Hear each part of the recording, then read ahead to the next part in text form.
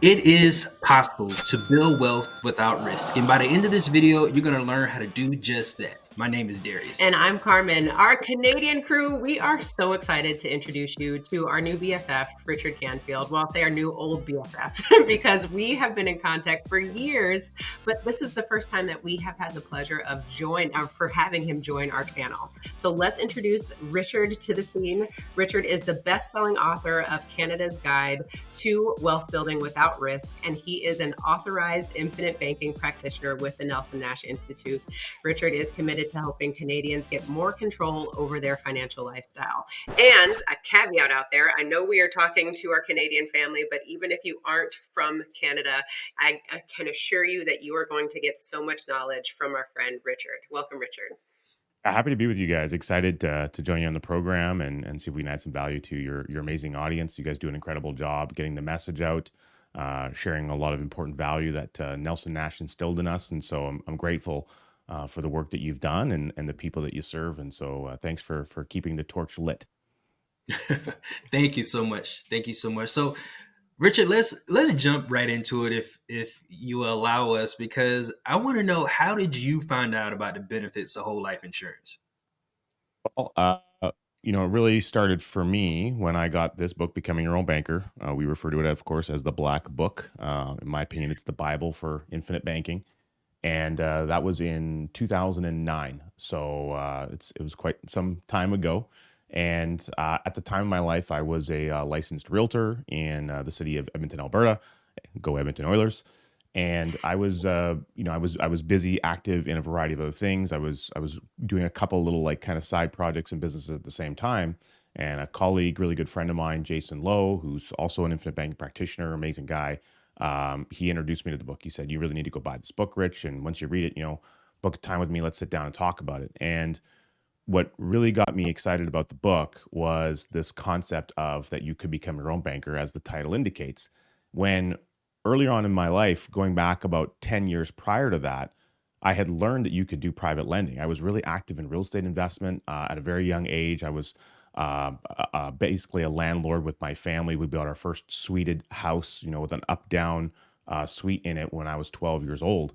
And so I was a beneficial interest on a property on title at a very early age. And I learned all the things you aren't supposed to do. We didn't have mentorship. We didn't have good coaching. It wasn't a good timing in the marketplace. We had people body checking each other, playing hockey in the basement. And I learned how to repair drywall and paint walls and shingle my first roof and do all these things, move more appliances in 6 years than I thought a property should ever go through in its entire lifespan. So I learned a lot of lessons early on in the real estate game. And I thought, man, there's got to be a better way. When we sold that property and we were buying our next rental property, my parents and I, we were buying another one. It was in a different model. It was more of this like virtual apartment building concept where it was a condo conversion and you could basically purchase a unit that you would never need to see. It was a rental pool. You never needed to deal with tenants and dogs and pets and appliances. And like, oh, this is the magic trick. But then I read through the mortgage documents when we were signing the paperwork, and the mortgage documents were thicker than the purchase contract and everything to buy the house. I'm like, well, that seems weird. And so I looked at some of the terms, and then I ended up going and buying a book on mortgage amortization where you could flip through and you could see what the payments and the interest per payment was and all this stuff. And I'm like, oh my God, this is a racket. Like, forget about the real estate. We got to get into this. This is where it's at. And like my brain immediately understood, like, being the money, private lending, being the bank, this is where this is obviously the right path. They don't have any of the risk. We got to jump through all the stupid hoops. And I didn't know how to implement that. And it was a couple years later I learned that you could do private lending on like second mortgages and first mortgages, of course, but you need a lot more capital to do that, which I was like 18, 19 years old. I didn't have any capital, so that wasn't going to happen. But I learned there was a way that you could do private lending in the real estate game. And I thought, well, there you go. I've figured it out and like checked a box. I had the arrival syndrome that it was the only way that you could do it until I got Nelson's book. And then I'm like, this is what I've been looking for. This was the thing I always wanted to do.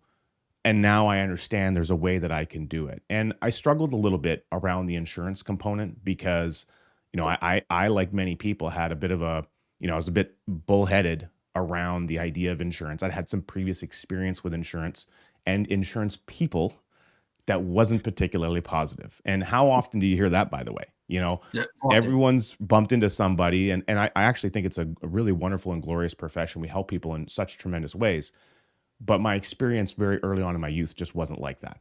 And so realizing that you could use the advantages of this incredible contract that's been around for 200 years to be able to store wealth, store capital, have access, have liquidity, reduce market risk, not be impacted by the whims of change of, a political campaign or the next major election, and all this, economic and political turmoil that's happening globally that we seem to be impacted with all the time, all the news headlines.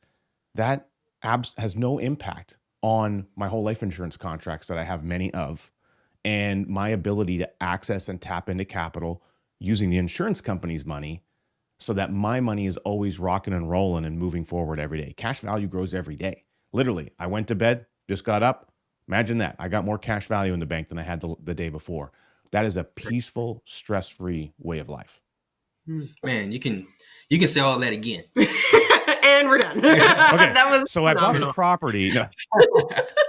No, What's interesting about your story is that we were introduced to the first step of this idea through real estate also. Mhm.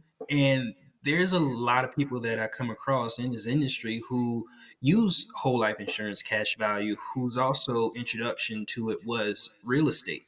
That was the bridge that allowed them to have the understanding or the mindset around, okay, I can use whole life insurance the exact same way. What do you think that bridge is? I'm going to actually give you an example to connect the bridge together. Okay, so imagine for a moment, for anyone watching, if you're either interested in real estate or maybe you are a real estate investor, this will land home for you pretty good. So just imagine for a moment you had 45 rental properties. Okay, each one of these 45 rental properties was 100% paid for.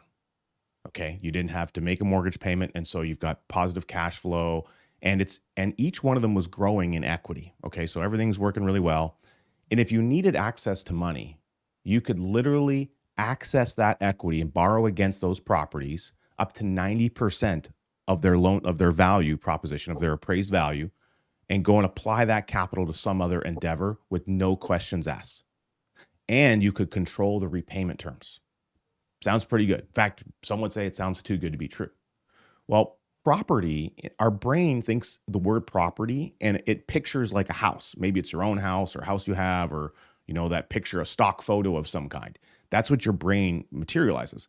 But property exists in the way of contract. Okay, so now let's take this one step further. Imagine the day that you kick the bucket. Okay, we're talking about you in the past tense. You've graduated. Imagine that happens, and 17 of those properties, 17 of them sell instantaneously, 100% tax-free. They bypass probate.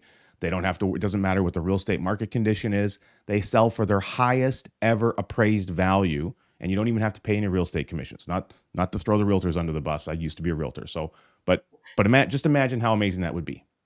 And then there's still 28 other assets that transfer tax-free to the people you love and care about, your family members, your extended family, because of the way that you set it up. Now, that does not happen in real estate, but it does happen with property by the way of contract, whole life insurance contracts. So Nelson Nash owned at one time 49 policies. He had a few death claims, and he gave one or so away. But when he passed away, and he passed away about 6 years ago now, when he left us, 17 death benefit checks were cut because there were 17 policies on his life. There were 28 policies that he had started during his lifetime that transferred because he had chosen who the next owner was to the remaining family members, his 3 kids and extended family, grandkids, great-grandkids. Nelson got a policy about 3 months before he passed away for a great-grandchild. Okay, so these 28 other assets still exist today, even though Nelson's been gone for several years, and every single day that he's been gone, they've gone up in value. That is a pool of capital that you can use to support the things that you and your family want to do for multiple generations. Quite literally, Nelson gave us the example both in life and in death. It's truly unmatched.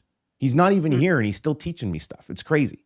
So that is the power of equity.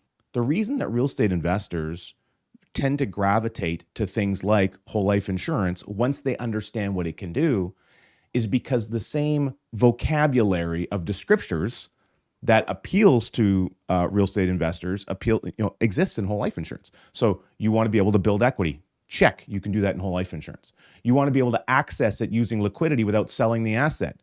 Check, you can do that with life insurance. In fact, you can do it way easier than you can with a piece of property, like physical property, because you got to jump through someone else's hoops.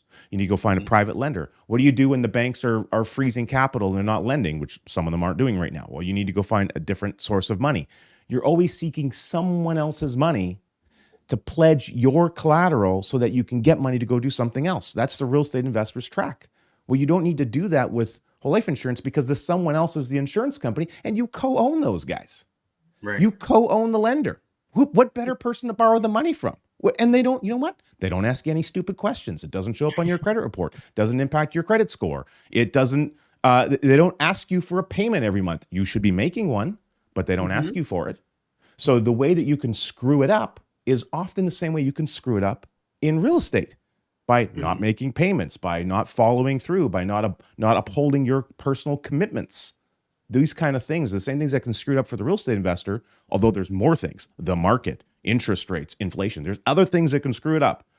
There's fewer things that you can screw up here other than this squishy mass in between your ears. So to put it into perspective, I think, and as a real estate investor myself, those things appealed to me. I wanted to have long-term growth. I'm in it for the long haul. I wanted to get it paid for. I wanted to be able to have access to capital. I wanted to know that it was constantly growing. I wanted to see that there was some growth accumulation. The difference is the real estate market, hey, maybe you can get some faster or some higher growth, but you can't control that. And it changes. It might happen for a couple of years and everything's really, really good until it's not. You know, there's no problem until there's a problem. And often when the problem shows up, it's like, oh, it's kind of too late. Nothing you could do about it now. Well, that doesn't happen in whole life insurance. It's just so simple and so easy. It just literally trucks forward every day. It's like a car with no reverse gear. That's beautiful. Richard, you just sold 2 new policies. You just sold us some more policies that we got to add.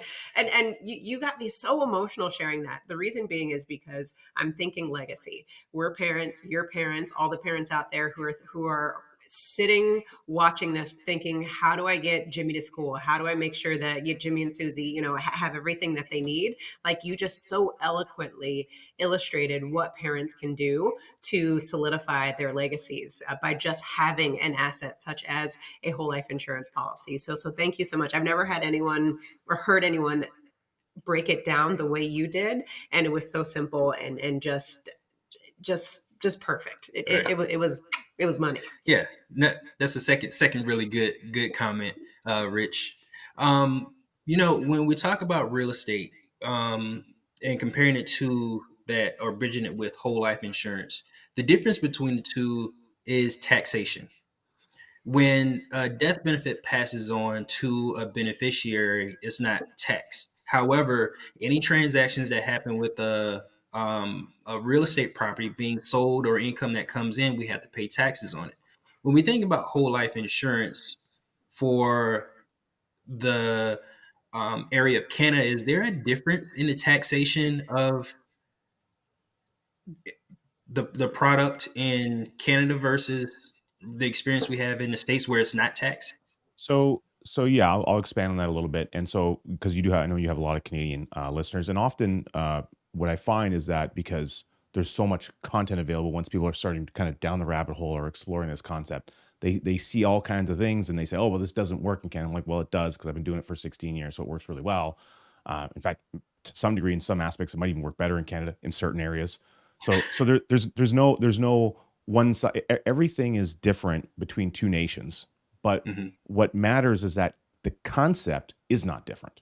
A concept is a way of thinking about something. Okay, it's something that you understand and you learn how to do, and then you may be able to implement if it's an actual concept. It's not like concept art that sits on the wall.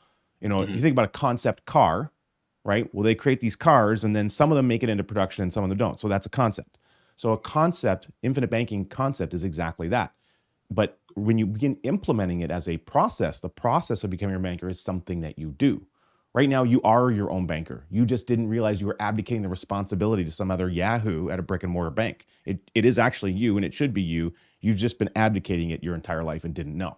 So in Canada, there are subtle differences between taxation, but there are also a ton of similarities. So death benefits are tax free. We have some different rules around corporations than you guys do. You have S corps and C corps, and there's some difference there. LLCs and what have you. In Canada, we have one primary corporation style. There are certain benefits for corporate owners in Canada. We have certain things of passive income tax, which can be really obtuse, that can get in the way of things. And so that's a benefit to corporate owners because whole life insurance in a corporation doesn't attract that. As far as borrowing against a policy and policy loans, there was some tax reform back in the 80s, not unlike you guys had in the 80s. Not that we want to take everyone back that far. Granted, I'm from the 80s, so I think I can do that. I'm allowed. And so if with these changes, there was a previous government that was actually trying to tax death benefits. And so the news went through the roof, and they were calling it the widows and orphans tax, or the kitty tax. And that you're going to tax all the widows and orphans, you cruel, horrible people. What's the matter with you? And so needless to say, that didn't go through.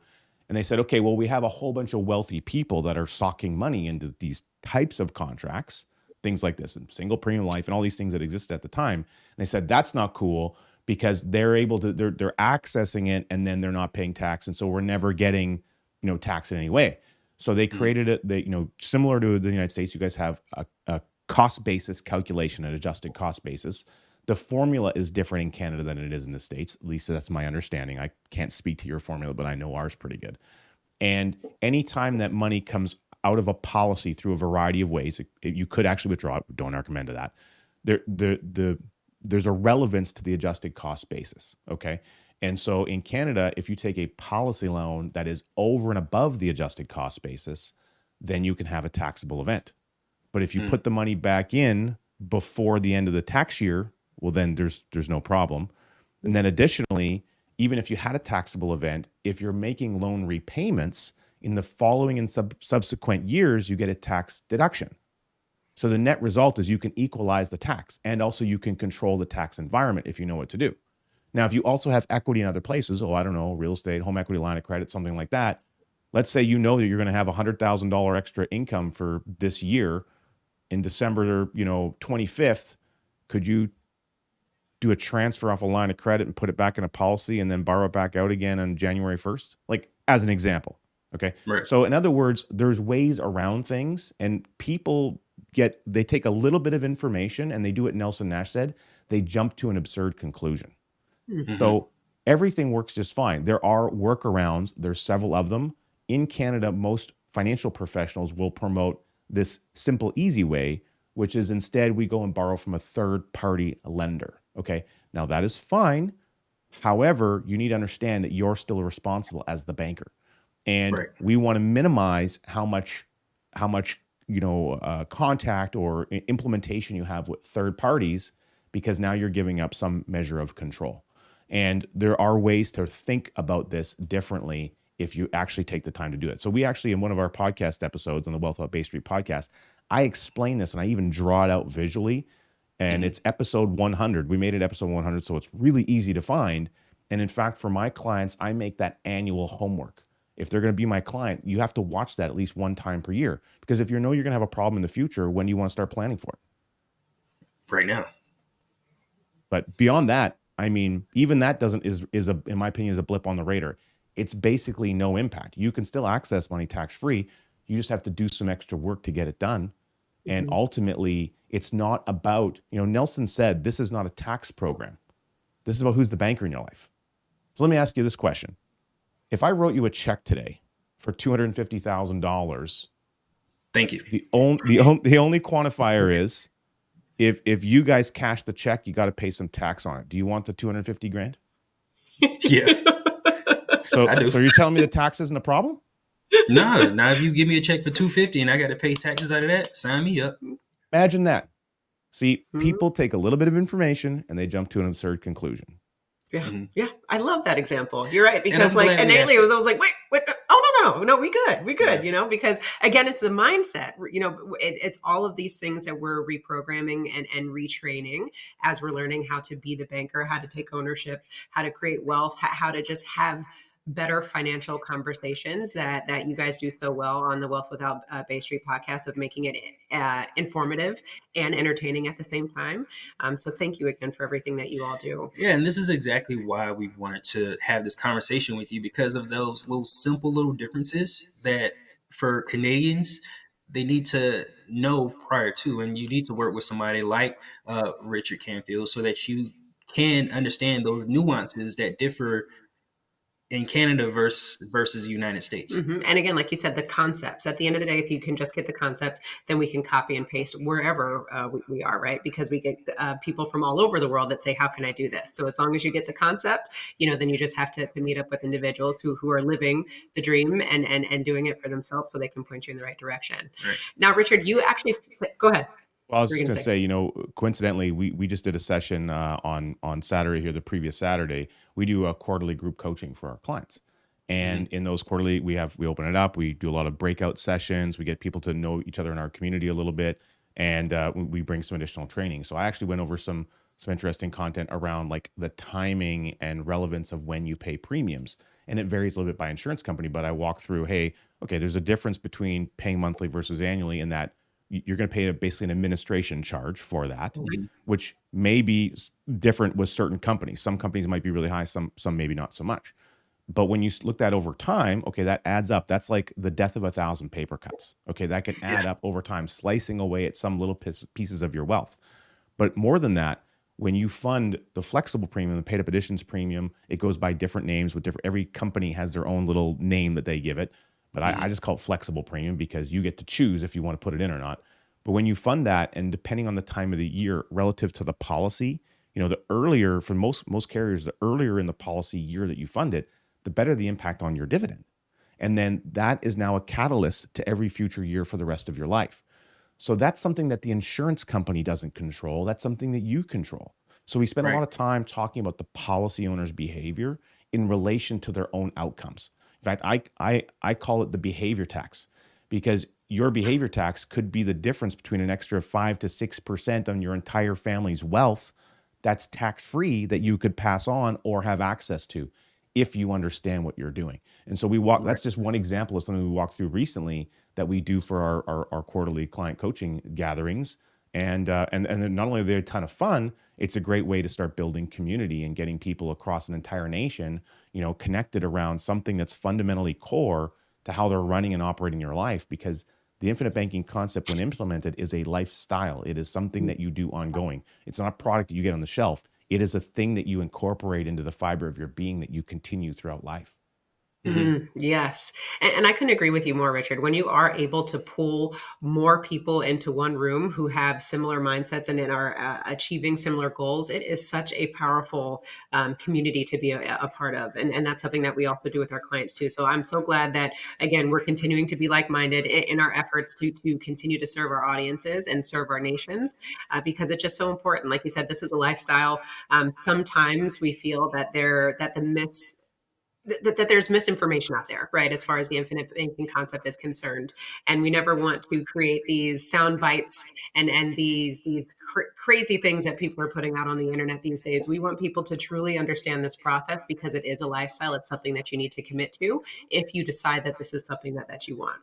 Now, with that being said, Richard, you have a phenomenal way of breaking down what you consider like the 5 phases of this concept. Would you mind sharing that with us?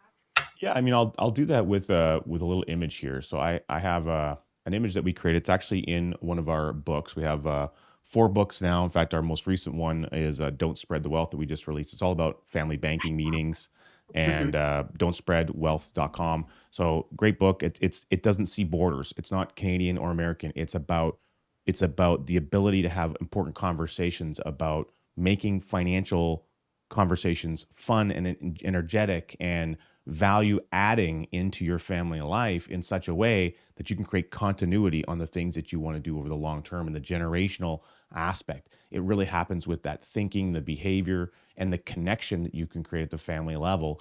that is the key to making this have longevity to it that outlives you fundamentally. So that's really Right. what the book is all about. That's But exactly what we this want. image comes from a different book that we have. Will you bring it Uh, up again for me, Richard? yeah. Oh, Go ahead. sorry. Yeah. There we go. Okay, This guy. perfect. Yeah. Don't And spread yep, the and there wealth. we go. Don't spread the wealth. And here we got your amazing share of prosperity. I love this graphic here. Yeah, so this is the example is basically the I do what we call the 5 phases of the family banking system. And so you have to start somewhere. Nothing starts without a little bit of energy going into it. It's kind of like in Nelson's book, he talks about boiling a pot of water. Now, for the Canadians, I'll use Celsius because you guys won't even understand what that looks like. But the boiling point of water in Celsius is 100 degrees.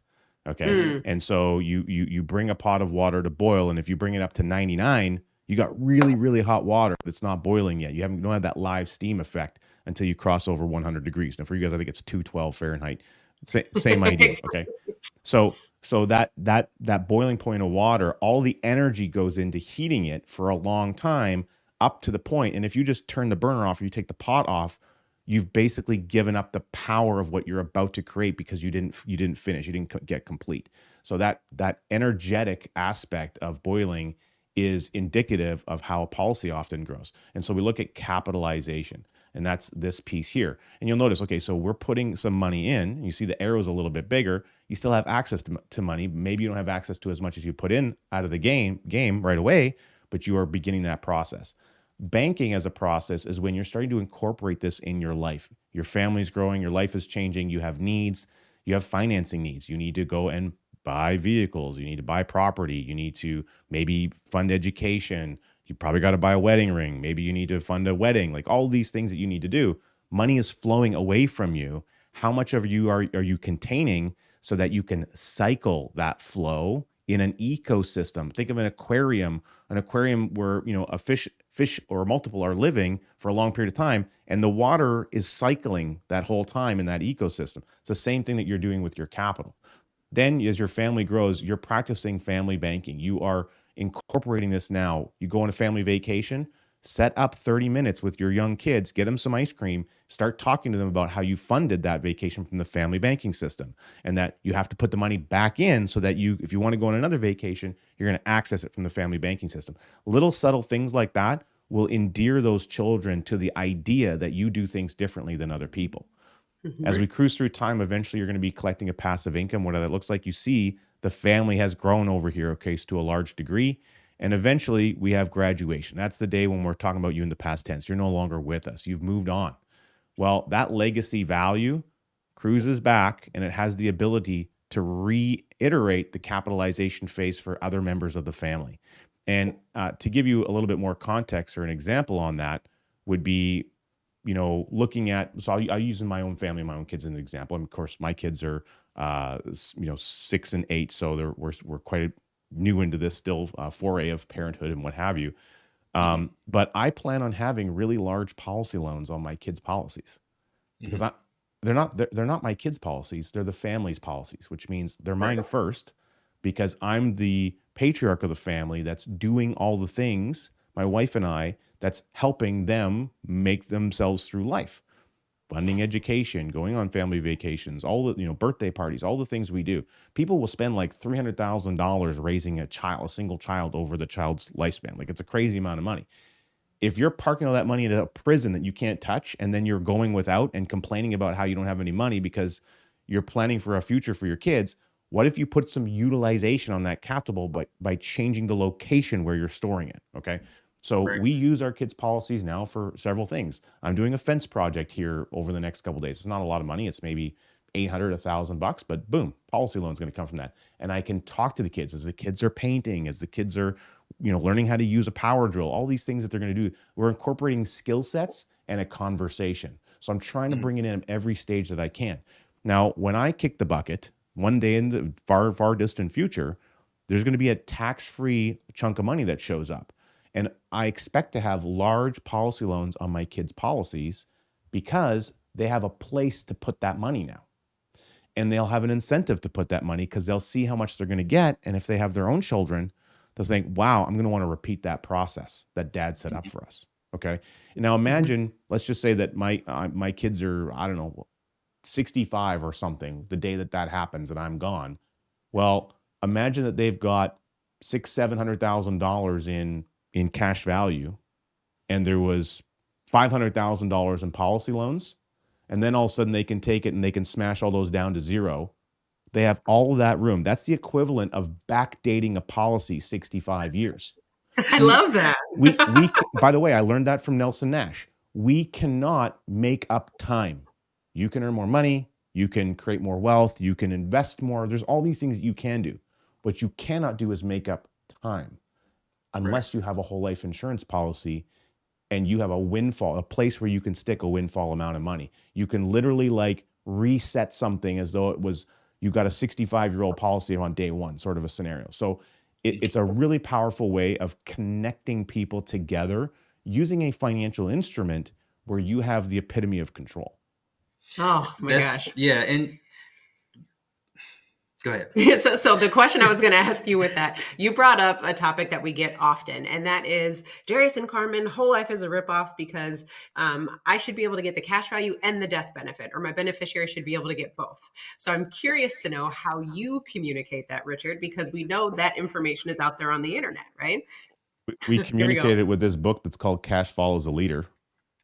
And if your people want to get a free copy, they can download it at cashfollows.com for free if they want, or they could support us and buy it on Amazon. Either way is fine. So cashfollows.com. It's uninterrupted daily growth with high cash value insurance.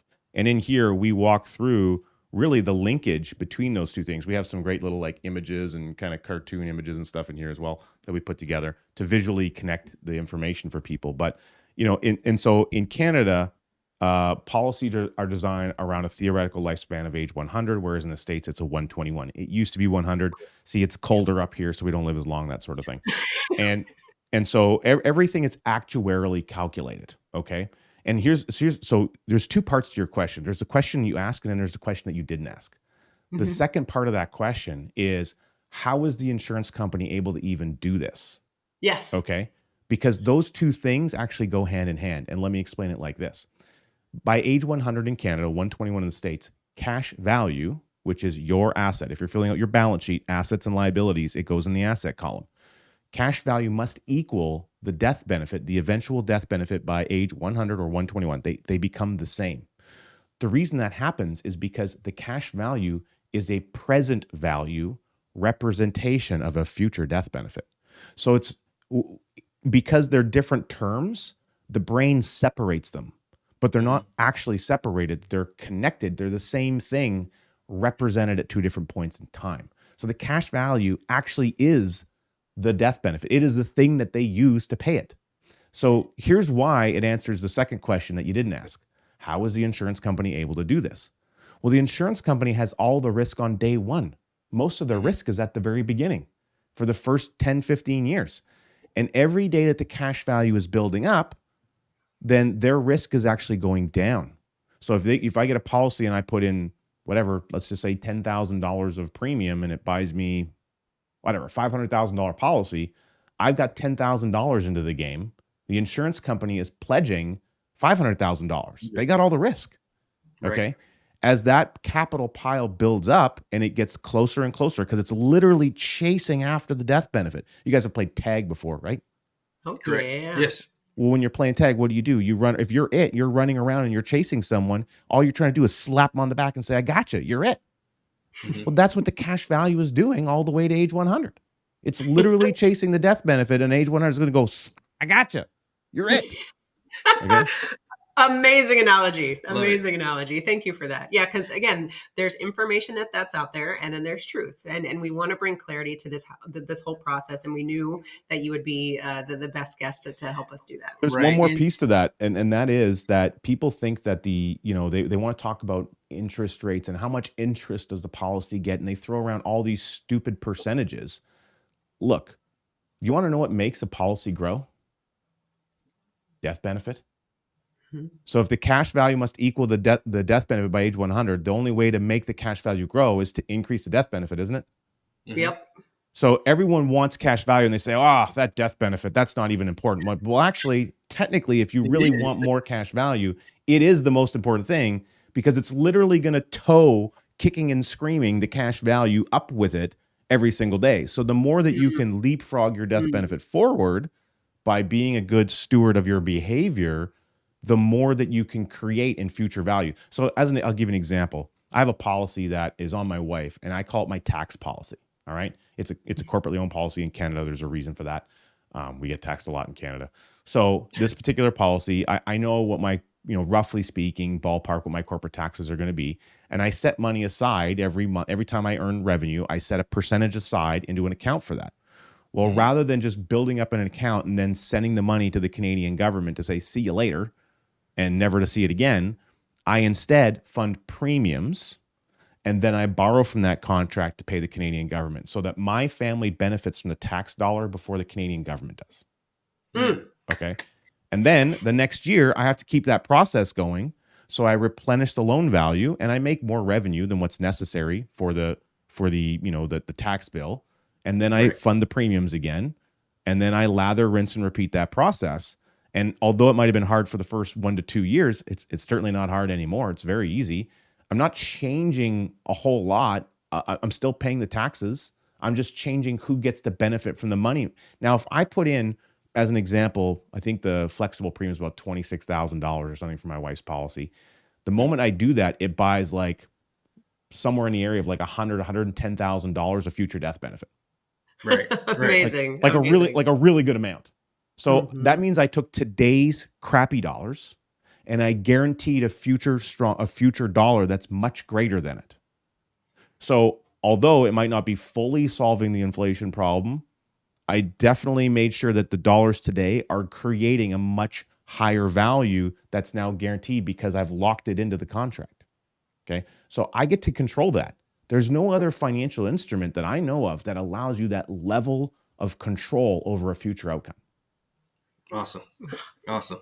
Eloquent, just eloquent. I think you know what you're doing, Richard. Right. I think you got it going on, my man. Now, the examples that you gave were you using this yourself. How you use the cash value of your whole life insurance with your family. What about the people who don't have a wife or kid? How do they use the cash value from whole life insurance? I think the right answer to that question is how are you using the money that you have in the bank? Hmm. So we can all agree that you're using the money. Yeah, Like they drive around in cars. grab a scribbler and start making a note who's getting all the money. Where's all the money Right. going? You go look at your bank statement for the last 3 months and take a look. Where did all the money go? Look at all the biggest purchase that were over, say, $500 and add them all up. Then take a look at what payments are you making? Are you making payments into an investment account, a 401k, on RSP in Canada, pretty much the same thing. Are you making payments into this or that? As an example, maybe you're making payments monthly on some other insurances that you have, home and auto insurance, other health insurance, something like that. Can you get a discount if you paid for it annually? And if you took that discount and you kept making the same payment to yourself, who's now making the rate of return on that? You or those Right. other people? Okay. So little subtle things that you can do to start changing the way that you're moving money. The process of banking is the movement of money and the oversight over that movement. Okay. So that's the role of the banker. The banker is the person that makes all the rules. Can you get the money? How much can you have? What's your payback schedule? It's the person who's the gatekeeper that determines the rules. That's the banker's role. You're the banker. So if it's Right. it's not called becoming your own bank. It's called becoming your own banker. Banker is the role of the individual who facilitates that. All right. And becoming means it doesn't mean became. I didn't become my own banker and I'm just done. I'm over it now and I've moved on. No, becoming means it's a constant process. You're always doing it. It's always happening. That's what becoming means. I've been doing this for 16 years. I'm still becoming. Right. Hmm. Awesome. Awesome. Amen. Richard, I can't tell you enough just how valuable having this conversation has been, not only for Darius and myself, but I also know our audience. So thank you again for just taking the time to bless us with your wealth of knowledge, because again, it's all about us teaching our people how to take ownership, how they can own their own lifestyle and becoming the banker, right? So please let everyone know how they can contact you, Richard. Best bet, again, I think, is if they want to get in touch with us, we do have our podcast, Wealth Without Bay Street. We are actually in the process of rebranding that. So perhaps by the time this airs, it might be changed. It's actually going to be Wealth on Main Street now. And we made that change because we have so many actually American listeners that more than 50% of our audience is actually American. And they don't know what Bay Street is. Bay Street is the equivalent of Wall Street, by the way, in Canada. Not as busy. But basically, we did that out of fun, and we thought, you know what, Main Street makes a lot more sense because that's the people we serve. We serve the people on Main Right. Street, and that's what we want to be able to make that change. So we're making that presently. But our podcast, you can find it on YouTube, of course, just like yourselves, on any major podcast player. I really do think that a good way for people to get in contact with us is actually through the beginning of a reading process. So Don't Spread the Wealth. You can go to don'tspreadwealth.com. I really think that this is going to hit home for a lot of people. This is less about all the inner workings of becoming your own banker as it is about the things you can do in the family. We have some amazing bonuses in here. Like we have like a 15, 16 page guide that you can use to help formulate and set up your own family banking meetings. He even has some sample exercises that you could do with family members, like kids of different ages. So we think that that's a really valuable tool that will help people get engaged. And if all you did is started doing that, even if you weren't doing the process of becoming your own banker, but you started having constructive financial meetings in the household, that could only improve your life, in my opinion. And, money is a stressful topic for a lot of people. And we've seen over the last, 40 years or so, divorce rates and things like that skyrocket, people with unhappy marriages and things like that do happen. One of the leading causes of both medical maladies and stress is money, and the conversations around money, that they're often uncomfortable. So rather than sweeping it under the rug and just making it worse, because eventually if you keep sweeping things under the rug, there's like a really big pile under the rug. And this looks a little weird when you have guests over, right? So clean that out and start having fun and constructive conversations. You can flip the switch. You can change the environment. Your future is your property. Okay. That's something I learned from Dan Sullivan, a strategic coach. Your future is your property. It's what you choose to make it. It's what you choose to build there. It's not built yet. You can construct it the way that you want. Start designing the blueprint the way that you want. Build your dream house of your future. Put some time and energy into thinking it through. Amazing. And we'll leave you with that, Wealth Nation. Thank you, Richard, again. Everyone, we hope that you take this conversation, take some action, click on the links below. We have all of Richard's information there so that you can share it, share with your family, share with your friends, because the idea is what you just said, your future is your property. Right. Amen. So Wealth Nation, remember to own your own lifestyle. Or someone else will.